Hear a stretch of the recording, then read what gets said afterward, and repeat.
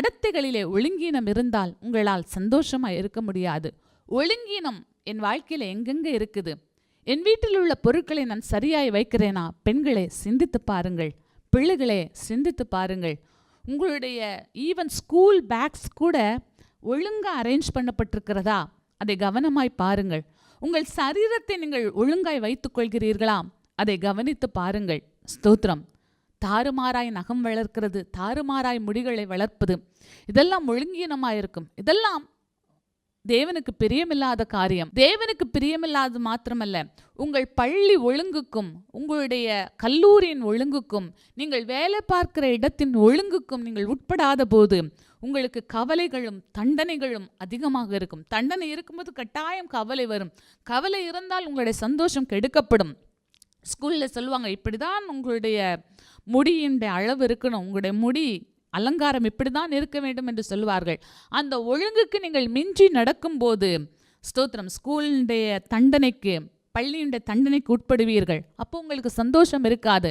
உங்கள் ஹோம்ஒர்க்கை இந்த நாளிலே இவ்வளவு முடித்து வர வேண்டும் என்று சொல்லுவார்கள். அந்த ஒழுங்கை நீங்கள் மீறும் போது உங்களுக்கு தண்டனைகள் வரும். அப்போ உங்களுக்கு சந்தோஷம் இருக்காது. உங்கள் வீட்டிலே பொருட்களை இப்படி வைக்கணும்னு யாரும் சட்டம் போடலை, ஆனால் இப்படி இருந்தால் நல்லா இருக்கும். தாறுமாறாய் இருக்க வேண்டிய பொருட்கள் இல்லாத இடத்தில் அங்கும் இங்கும் இறைந்து கிடக்கும் என்று சொன்னால் அந்த இடத்துல எப்படி தேவன் உலாவ முடியும்?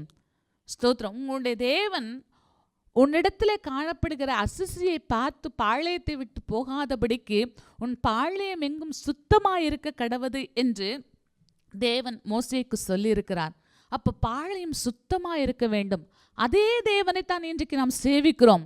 இயேசு கிறிஸ்து நேற்றும் இன்றும் என்றும் மாறாதவராக இருக்கிறார். உங்கள் எல்லைகள் சுத்தமாக இருக்கிறதா?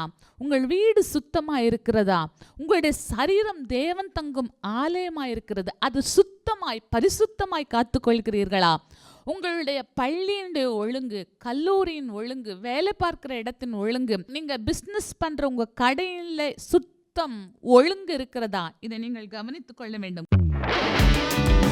புதியின் கோட்டை ஆலயம் புதிய பேருந்து நிலையம் அருகில், திருநெல்வேலி 620007 தமிழ்நாடு, தென்னிந்தியா. இணையதள முகவரி www.fortopriceministries.org.